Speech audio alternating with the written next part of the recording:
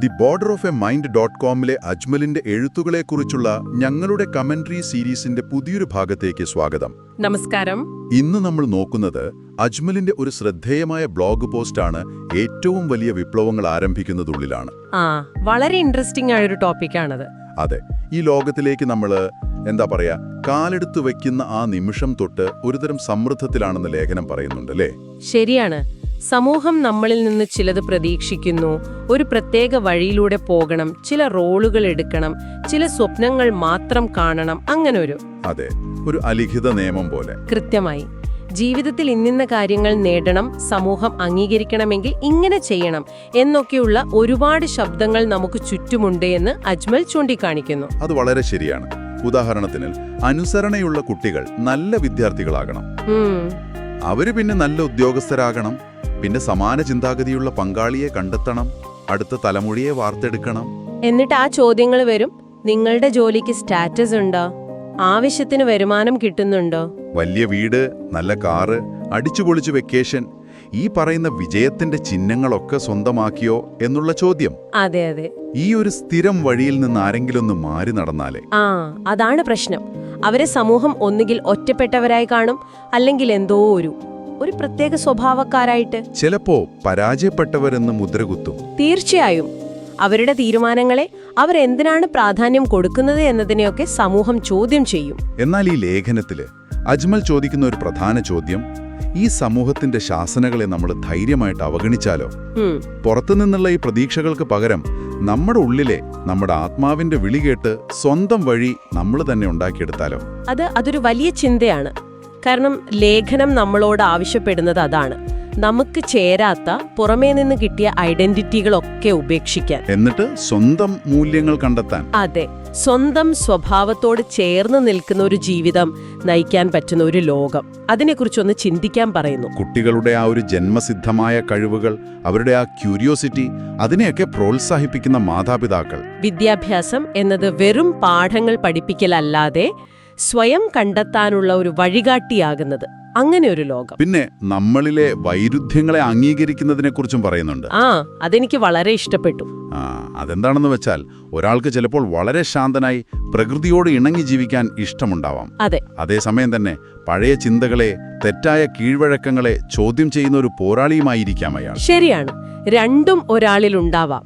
അതുപോലെ മറ്റുള്ളവരെ കെയർ ചെയ്യുന്ന ഒരാൾക്ക് തന്നെ പുതിയ സ്ഥലങ്ങൾ തേടി പോകുന്ന, അജ്മൽ ആ റഷ്യൻ വാക്ക് ഉപയോഗിക്കുന്നുണ്ട്, നെയ്സ്വേദന്നൈ സെംലി, അൺഎക്സ്പ്ലോർഡ് ലാൻഡ്സ്കേപ്സ്, തേടുന്ന സാഹസികനുമാകാം. ഓഹോ, അതുകൊള്ളാം.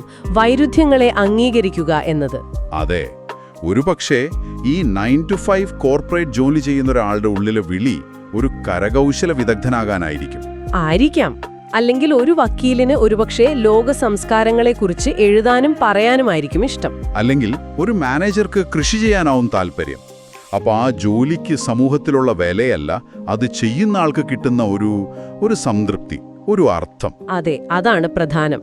അതിനെ ബഹുമാനിക്കണമെന്നാണ് ലേഖനം പറയുന്നത്. ഈ നിർബന്ധിത വേഷങ്ങളിൽ നിന്നൊക്കെ നമ്മൾ മോചിതരാകുമ്പോൾ നമ്മുടെ ബന്ധങ്ങളിൽ എന്തു മാറ്റം വരും, അതും പറയുന്നുണ്ടല്ലോ. തീർച്ചയായും.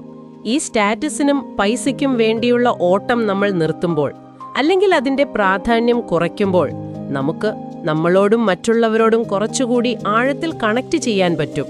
കൂടുതൽ നല്ല പങ്കാളികൾ, മാതാപിതാക്കൾ, സുഹൃത്തുക്കളൊക്കെ ആകാൻ പറ്റും.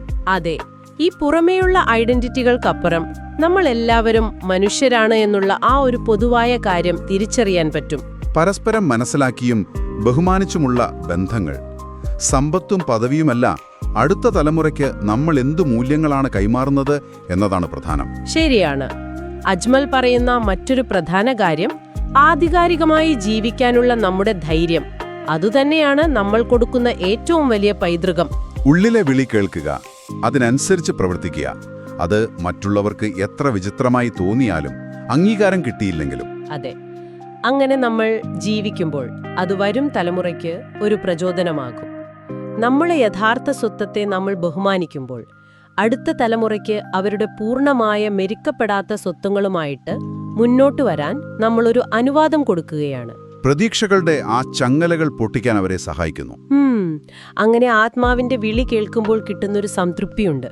അത് അനുഭവിക്കാൻ അവരെ പ്രാപ്തരാക്കുന്നു. അപ്പൊ ശരിക്കും ഏറ്റവും വലിയ വിപ്ലവങ്ങൾ ഉള്ളിൽ തന്നെയാണ് തുടങ്ങുന്നത്. ആ തലക്കെട്ട് വളരെ അർത്ഥവത്താണ്. തീർച്ചയായും. ഈയൊരു സംഘർഷം, അതായത് സമൂഹത്തിന്റെ പ്രതീക്ഷകളും നമ്മുടെ ഉള്ളിലെ യഥാർത്ഥ ഞാനും തമ്മിലുള്ള ഈയൊരു പോരാട്ടം, അതാണ് അജ്മൽ ഈ ലേഖനത്തിൽ വരച്ചു കാട്ടുന്നത്. നമ്മുടെ ഉള്ളിലെ വിപ്ലവത്തെക്കുറിച്ചാണ് അദ്ദേഹം സംസാരിക്കുന്നത്. അതെ, ഈ ചിന്തകളും അദ്ദേഹത്തിന്റെ മറ്റെഴുത്തുകൾ, കല, പിന്നെ ഇതുമായി ബന്ധപ്പെട്ട പോഡ്കാസ്റ്റുകളൊക്കെ theborderofmind.com എന്ന വെബ്സൈറ്റിൽ ലഭ്യമാണ്.